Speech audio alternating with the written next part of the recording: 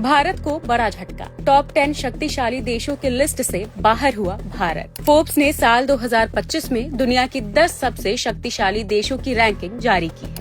इस रैंकिंग में भारत को टॉप 10 शक्तिशाली देशों की लिस्ट से बाहर कर दिया गया है। चिंताजनक बात यह है कि इस लिस्ट में रूस, चीन, अमेरिका, जापान, जर्मनी और सऊदी अरब ने अपनी पोजीशन बरकरार रखी है, जबकि भारत को 10 शक्तिशाली देशों की लिस्ट से बाहर कर दिया गया है। विशेषज्ञों का मानना है कि मोदी सरकार ने भारत को आर्थिक, सैनिक और राजनीतिक तौर पर बहुत कमजोर कर दिया है, जिसके कारण भारत को टॉप 10 शक्तिशाली देशों की रैंकिंग से बाहर कर दिया गया। इतना ही नहीं, भारतीय रुपये की कमजोरी के कारण भी अंतर्राष्ट्रीय मंच पर भारत की प्रतिष्ठा दांव पर लगी है। भारतीय रुपया टॉप 20 करेंसी के रैंकिंग से बाहर हो चुका है। रुपया डॉलर के मुकाबले हर दिन गिरता जा रहा है और वो दिन दूर नहीं जब रुपया $1 के मुकाबले 100 पर पहुंच जाएगा। मोदी ने कहा था, जब किसी देश की करेंसी गिरती है तो उस देश की प्रतिष्ठा भी गिर जाती है। जरा मोदी के इस बयान को सुनिए। ये ऐसे नहीं होता मित्रों, मैं शासन में बैठा हूँ, मुझे मालूम है इस प्रकार से रुपया इतनी तेजी से गिर नहीं सकता।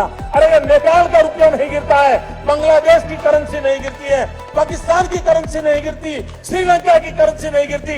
क्या कारण है हिंदुस्तान का रुपया पतला होता जा रहा है? ये जवाब देना पड़ेगा आपको।